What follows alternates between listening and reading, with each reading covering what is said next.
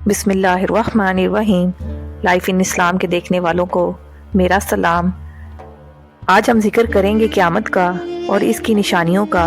حضرت ابو حذیفہ بن سید غفاری رضی اللہ تعالیٰ عنہ فرماتے ہیں کہ ایک مرتبہ نبی صلی اللہ علیہ وسلم ہمارے پاس تشریف لائے تو ہم آپس میں مذاکرہ کر رہے تھے۔ آپ صلی اللہ علیہ وسلم نے پوچھا، کیا باتیں کر رہے ہو؟ حاضرین نے کہا، قیامت کی باتیں کر رہے ہیں۔ تو آپ صلی اللہ علیہ وسلم نے فرمایا کہ جب تک تم 10 علامات نہ دیکھ لو قیامت نہیں آئے گی۔ پھر انہوں نے ان 10 علامات کا ذکر کیا۔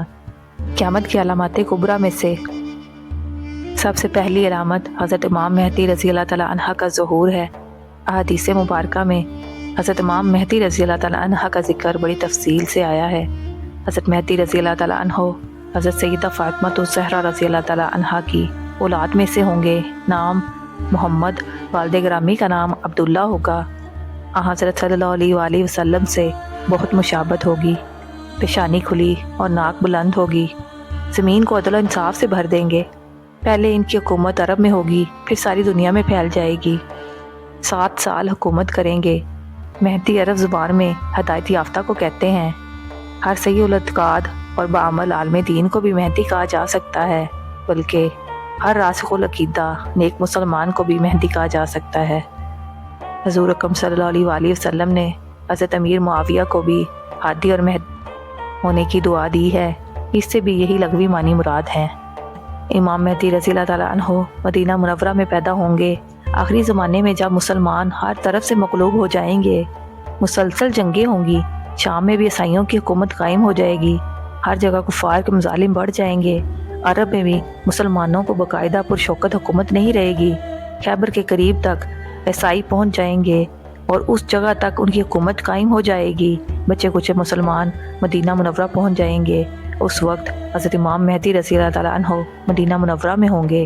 لوگوں کو دل میں یہ داعیہ پیدا ہوگا کہ اب امام مہدی کی تلاش کرنی چاہیے، ان کے ہاتھ پر بیعت کر کے ان کو امام بنا لینا چاہیے۔ اس زمانے کے نیک لوگ، اولیاء اللہ اور ابدال سب ہی امام مہدی رضی اللہ تعالیٰ عنہ کی تلاش کریں گے۔ بعض جھوٹے مہدی بھی پیدا ہوں گے۔ امام مہدی اس ڈر سے کہ لوگ انہیں حاکم اور امام نہ بنا لیں، مدینہ منورہ سے مکہ معظمہ آ جائیں گے اور بیت اللہ شریف کا طواف کر رہے ہوں گے۔ حجر اسود و مقام ابراہیم کے درمیان ہوں گے کہ پہچان لیے جائیں گے اور لوگ ان کو گھیر کر ان سے حاکم اور امام ہونے کی بیعت کر لیں گے۔ اسی بیعت کے دوران ایک آواز آسمان سے آئے گی جس کو تمام لوگ جو وہاں موجود ہوں گے سنیں گے۔ وہ آواز یہ ہوگی، یہ اللہ تعالیٰ کے خلیفہ اور حاکم بنائے ہوئے امام مہدی ہیں۔ جب آپ کی بیعت کی شہرت ہوگی تو مدینہ منورہ کی فوجیں مکہ معظمہ میں جمع ہو جائیں گی۔ شام، عراق اور یمن کے اہل اللہ اور ابدال سب آپ کی خدمت میں حاضر ہوں گے اور بیعت کریں گے۔ ایک فوج حضرت امام مہدی رضی اللہ تعالیٰ عنہ سے لڑنے کے لیے آئے گی۔ جب وہ مکہ مکرمہ اور مدینہ منورہ کے درمیان ایک جنگل میں پہنچے گی اور ایک پہاڑ کے نیچے ٹھہرے گی تو سوائے 2 آدمیوں کے سب زمین میں دھنس جائیں گے۔ امام مہدی مکہ مکرمہ سے مدینہ منورہ آئیں گے، رسول اللہ صلی اللہ علیہ وآلہ وسلم کے روضہ مبارک کی زیارت کریں گے، پھر شام روانہ ہوں گے۔ دمشق پہنچ کر عیسائیوں سے ایک خون ریز جنگ ہوگی جس میں بہت سے مسلمان شہید ہو جائیں گے۔ بالآخر مسلمانوں کو فتح ہوگی۔ امام مہدی ملک کا انتظام سنبھال کر قسطنطنیہ فتح کرنے کے لیے عازم سفر ہوں گے۔ قسطنطنیہ فتح کر کے امام مہدی رضی اللہ تعالیٰ عنہ شام کے لیے روانہ ہوں گے۔ شام پہنچنے کے کچھ ہی عرصہ بعد دجال نکل پڑے گا۔ دجال شام اور عراق کے درمیان میں سے نکلے گا اور گھومتا گھماتا دمشق کے قریب پہنچ جائے گا۔ فجر کی نماز کے وقت لوگ نماز کی تیاری میں مصروف ہوں گے کہ اچانک حضرت عیسیٰ علیہ السلام 2 فرشتوں کے کندھوں پر ہاتھ رکھے ہوئے آسمان سے اترتے ہوئے نظر آئیں گے۔ دجال حضرت عیسیٰ علیہ السلام کو دیکھ کر بھاگے گا اور بالآخر باب لد پر پہنچ کر حضرت عیسیٰ علیہ السلام دجال کا کام تمام کر دیں گے۔ اس وقت روئے زمین پر کوئی کافر نہیں رہے گا، سب مسلمان ہوں گے۔ حضرت امام مہدی علیہ رضوان کی عمر 45، 48 یا 49 برس ہوگی کہ آپ کا انتقال ہو جائے گا۔ حضرت عیسیٰ علیہ السلام ان کی نماز جنازہ پڑھائیں گے۔ بیت المقدس میں انتقال ہوگا اور وہیں دفن ہوں گے۔ یہاں تک ویڈیو دیکھ لی ہے تو لائک اور سبسکرائب کر دیں۔ قیامت کی دوسری بڑی نشانیوں میں سے جو نشانی ہے وہ خروج دجال ہے۔ حدیث مبارکہ میں دجال کا ذکر بڑی وضاحت سے آیا ہے۔ ہر نبی دجال کے فتنے سے اپنی امت کو ڈراتا رہا ہے۔ حضور اکرم صلی اللہ علیہ وآلہ وسلم نے بھی اس کی نشانیاں بیان فرمائی ہیں۔ دجال کا ثبوت حدیث متواترہ اور جماعی امت سے ہے۔ دجال کے معنی مکار، جھوٹا، حق اور باطل کو غلط ملت کرنے والا ہے۔ اس معنی کے اعتبار سے ہر اس شخص کو جس میں یہ صاف موجود ہوں دجال کہا جا سکتا ہے۔ یہاں دجال سے مراد ایک خاص کافر ہے جس کا ذکر احادیث میں بار بار آیا ہے، جو یہودی ہوگا، خدائی کا دعویٰ کرے گا۔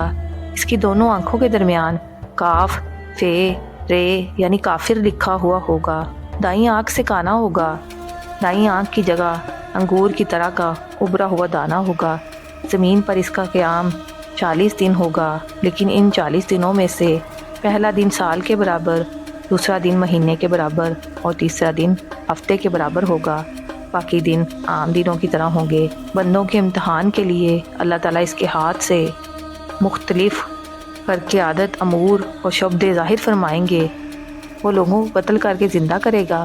وہ آسمان کو حکم کرے گا، آسمان بارش برسائے گا۔ زمین کو حکم کرے گا، زمین غلہ اگائے گی۔ ایک ورانے سے گزرے گا اور اسے کہے گا اپنے خزانے نکال۔ وہ اپنے خزانے باہر نکالے گی، پھر وہ خزانے شہد کی مکھیوں کی طرح اس کے پیچھے پیچھے چلیں گے۔ آخر میں ایک شخص کو قتل کرے گا، پھر زندہ کرے گا۔ اس کو دوبارہ قتل کرنا چاہے گا تو نہیں کر سکے گا۔ دجال پوری زمین کا چکر لگائے گا۔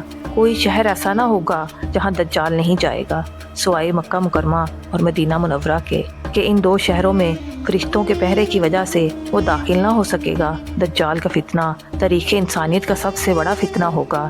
حضرت امام مہدی رضی اللہ تعالیٰ عنہ جب قسطنطنیہ کو فتح فرما کر شام تشریف لائیں گے، دمشق میں مقیم ہوں گے کہ شام اور عراق کے درمیان میں سے دجال نکلے گا۔ پہلے نبوت کا دعویٰ کرے گا، یہاں سے اصفہان پہنچے گا۔ اصفہان کے 70,000 یہودی اس کے ساتھ ہو جائیں گے۔ پھر خدائی کا دعویٰ شروع کر دے گا اور اپنے لشکر کے ساتھ زمین میں فساد مچاتا پھرے گا۔ بہت سے ملکوں سے ہوتا ہوا یمن تک پہنچے گا۔ بہت سے گمراہ لوگ اس کے ساتھ ہو جائیں گے۔ یہاں سے مکہ مکرمہ کے لیے روانہ ہوگا۔ مکہ مکرمہ کے قریب آ ٹھہرے گا۔ مکہ مکرمہ کے گرد فرشتوں کا حفاظتی پہرا ہوگا، جس وجہ سے وہ مکہ مکرمہ میں داخل نہ ہو سکے گا۔ پھر مدینہ منورہ کے لیے روانہ ہوگا، یہاں بھی فرشتوں کا حفاظتی پہرا ہوگا۔ دجال مدینہ منورہ میں بھی داخل نہ ہو سکے گا۔ اس وقت مدینہ منورہ میں 3 مرتبہ زلزلہ آئے گا، جس سے کمزور ایمان والے گھبرا کر مدینہ منورہ سے باہر نکل جائیں گے اور دجال کے فتنے میں پھنس جائیں گے۔ مدینہ منورہ کے مضافات میں ایک اللہ والے دجال سے مناظرہ کریں گے۔ دجال انہیں قتل کر دے گا، پھر زندہ کرے گا۔ وہ کہیں گے، یہ سن کر وہ نیک انسان کہنے لگے کہ اب یقین ہو گیا تو دجال ہے۔ قیامت کی تیسری علامت کبریٰ میں حضرت عیسیٰ علیہ السلام کا آسمانوں سے نازل ہونا اور دجال کو قتل کرنا ہے۔ آسمانوں سے حضرت عیسیٰ علیہ السلام کے نازل ہونے کی تفصیل یہ ہے کہ جب حضرت امام مہدی رضی اللہ تعالیٰ عنہ مدینہ منورہ سے ہو کر دمشق پہنچ چکے ہوں گے اور دجال بھی مکہ مکرمہ اور مدینہ منورہ سے دھتکارا ہوا دمشق کے قریب پہنچ گیا ہوگا۔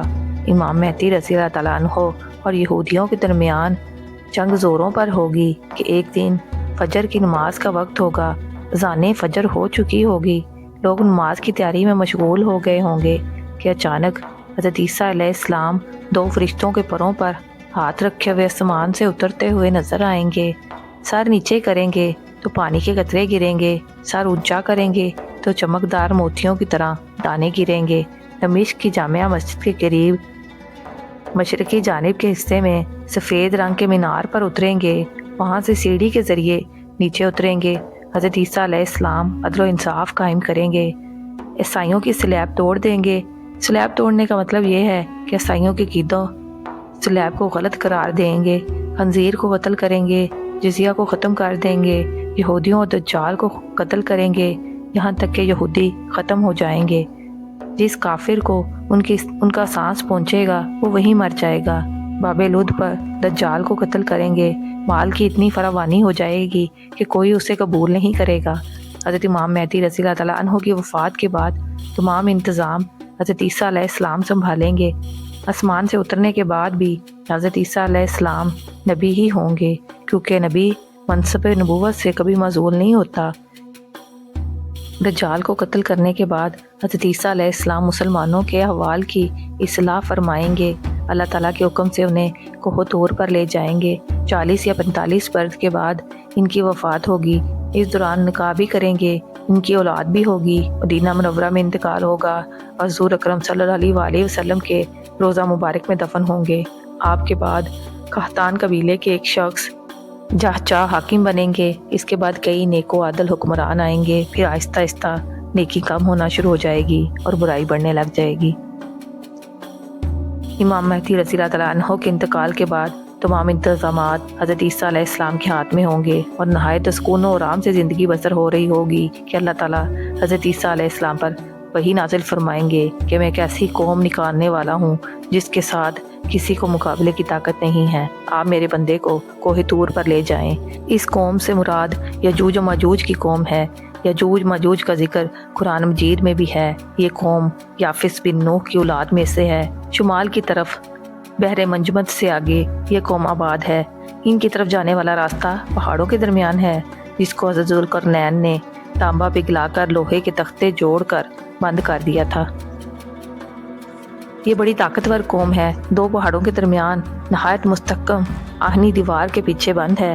قیامت کے قریب تو وہ دیوار ٹوٹ کر گر پڑے گی اور یہ قوم باہر نکل آئے گی اور ہر طرف پھیل جائے گی۔ یجوج مجوج آہنی دیوار کے ٹوٹنے کے بعد ہر بلندی سے دوڑتے ہوئے نظر آئیں گے۔ جب ان کی پہلی جماعت بحیرہ تبر پر سے گزرے گی تو ان کا سارا پانی پی جائے گی۔ جب دوسری جماعت گزرے گی تو وہ کہے گی یہاں کبھی پانی تھا۔ یجوج مجوج کی وجہ سے حضرت عیسیٰ علیہ السلام اور مسلمان بڑی تکلیف میں ہوں گے۔ کھانے کی قلت کا یہ عالم ہوگا کہ بیل کا سر 100 دینار سے بھی قیمتی اور بہتر سمجھا جائے گا۔ حضرت عیسیٰ علیہ السلام یجوج اور مجوج کے لیے بد دعا کریں گے۔ اللہ تعالیٰ ان کے گردنوں میں ایک بیماری پیدا کر دیں گے جس سے یہ سارے مر جائیں گے اور زمین بدبودار تعفن سے بھر جائے گی۔ حضرت عیسیٰ علیہ السلام کی دعا سے اللہ تعالیٰ بڑی بڑی گردنوں والے پرندے بھیجیں گے جو ان کو اٹھا کر جہاں اللہ تعالیٰ چاہیں گے پھینک دیں گے۔ پھر موسلا دار بارش ہوگی اور ہر جگہ ہر طرف ہوگی۔ کوئی مکان یا کوئی علاقہ ایسا نہ ہوگا جہاں یہ بارش نہ پہنچے گی۔ پھر وہ بارش پوری زمین کو دھو کر صاف و شفاف کر دے گی اور بدبو ختم ہو جائے گی۔ قیامت کی علامت کبریٰ میں سے 5ویں بڑی علامت سورج کا مغرب سے طلوع ہونا ہے۔ قرآن کریم اور حدیث مبارکہ میں اس کا ذکر موجود ہے۔ دھویں کے ظاہر ہونے اور زمین میں دس جانے کے واقعہ کے بعد ذو الحجہ کے مہینے میں 10ویں ذی الحجہ کے بعد اچانک ایک رات بہت لمبی ہوگی کہ مسافروں کے دل گھبرا کر بے قرار ہو جائیں گے، بچے سو سو کر اکتا جائیں گے، جانور باہر کھیتوں میں جانے کے لیے چلانے لگیں گے، تمام لوگ ڈر اور گھبراہٹ سے بے قرار ہو جائیں گے۔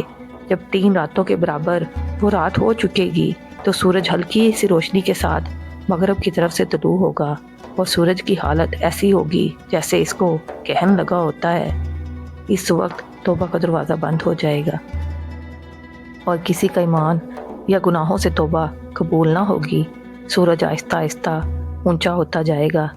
جب اتنا اونچا ہو جائے گا جتنا دوپہر سے کچھ پہلے ہوتا ہے تو واپس مغرب کی طرف غروب ہونا شروع ہو جائے گا اور معمول کے مطابق غروب ہو جائے گا۔ پھر رسم معمول طلوع و غروب آفتاب ہوتا رہے گا۔ مغرب سے سورج طلوع ہونے کے واقعے کے 120 سال بعد قیامت کے لیے سور پھونکا جائے گا۔ قیامت کی بڑی علامتوں میں سے ایک بڑی علامت دابت الارض کا زمین سے نکلنا ہے۔ اس کا ذکر قرآن کریم اور حدیث مبارکہ میں ہے۔ مغرب سے سورج طلوع ہونے کے واقعے کے کچھ ہی روز بعد مکہ مکرمہ میں واقع پہاڑ صفا پھٹ جائے گا اور اس سے ایک عجیب و غریب جانور نکلے گا جو لوگوں سے باتیں کرے گا اور بڑی تیزی کے ساتھ ساری زمین میں پھر جائے گا۔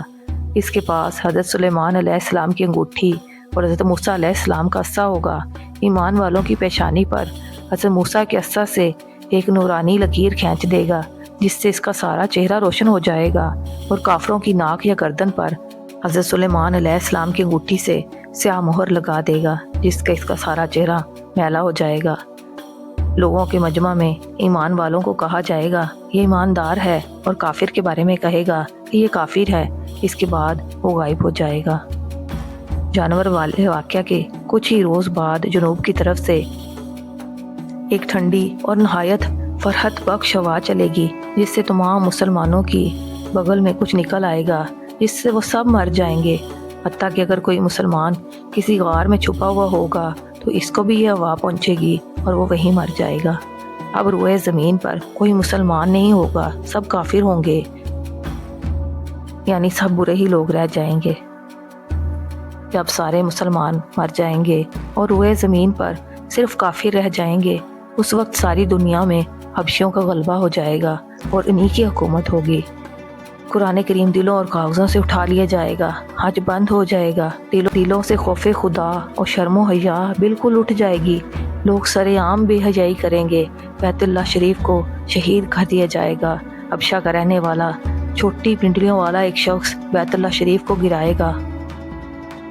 क़यामत की अलामत कुबरा में से आखिरी अलामत आग का निकलना है। क़यामत का सूर फूंक जाने से पहले ज़मीन पर बुत परस्ती और कुफर फैल जाएगा। अल्लाह की तरफ से लोगों के शाम में जमा होने के असबाब पैदा होंगे। शाम में हालात अच्छे होंगे, लोग वहाँ का रुख करेंगे। फिर यमन से एक आग निकलेगी जो लोगों को अर्ज़े मोशर यानी शाम की तरफ हाँकेगी। जब सब लोग शाम में पहुँच जाएंगे तो ये आग गायब हो जाएगी। इसके बाद ऐशो आराम का ज़माना आएगा। लोग मज़े से ज़िंदगी बसर कर रहे होंगे। कुछ अरसा इसी हालत में गुजर जाएगा कि अचानक क़यामत कायम हो जाएगी। इन तमाम अलामात के वाक़या होने के बाद ऐशो आराम का ज़माना आएगा। मुहर्रम की 10 तारीख और जुम्मा का दिन होगा। लोग अपने अपने कामों में लगे होंगे कि अचानक क़यामत कायम हो जाएगी। 2 आदमियों ने कपड़ा फैला रखा होगा, इसको समेट ना सकेंगे, ना ही खरीदो फरोख्त कर सकेंगे कि क़यामत कायम हो जाएगी। एक शख्स अपनी ऊँटनी का दूध लेकर जाएगा और इसे पी ना सकेगा कि क़यामत कायम हो जाएगी। एक शख्स अपने पानी वाले हौज़ की मरम्मत कर रहा होगा और इससे पानी नहीं पी सकेगा कि क़यामत कायम हो जाएगी। एक शख्स ने निवाला मुंह की तरफ उठाया होगा और इसे मुंह में नहीं डाल सकेगा कि क़यामत आ जाएगी। क़यामत हज़रत इसराफील के सूर फूकने से बर्पा होगी, जिसकी आवाज़ पहले हल्की और फिर इस कदर हैबतनाक होगी कि इससे सब जानदार मर जाएंगे। ज़मीनों आसमान फट जाएंगे, हर चीज़ टूट फूट कर फना हो जाएगी। 40 साल बाद दोबारा हज़रत इसराफील सूर फूकेंगे, जिससे सब जिंदा होकर मैदान मोशर में जमा होना शुरू हो जाएंगे। ये तमाम तर तफसीलात मुख्तलिफ किताबों से ली गई हैं। हाजिर होंगे एक और इंटरेस्टिंग स्टोरी के साथ। वीडियो को लाइक और चैनल को सब्सक्राइब कर दें ताकि आने वाली मज़ीद वीडियोस आप तक पहुंचती रहें।